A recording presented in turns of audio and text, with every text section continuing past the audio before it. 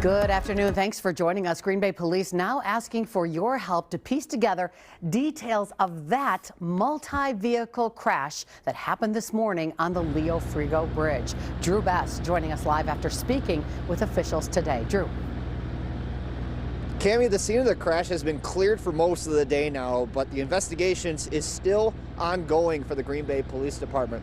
This is something that we brought to you early this morning on Action 2 News this morning. Investigators are hoping to hear from witnesses to this chain reaction crash that happened on I-43 just before 7:45 near the Leo Frigo Memorial Bridge and Atkinson Drive. You can see one vehicle looks like it stops or slows down dramatically, causing other cars to attempt to go around them, which led to secondary collisions and a backup. Sergeant Sean Hamill tells me the cause of the crash has yet to be determined.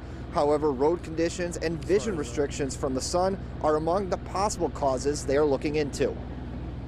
Different times of day, different weather conditions can cause different challenges for driving, especially in the winter driving. We sometimes have slippery conditions. In the morning when the sun's coming up or when it's setting down can definitely be an issue. Only minor injuries have been reported to this point. Sergeant Hamill says all drivers of the vehicles had their seat belts on.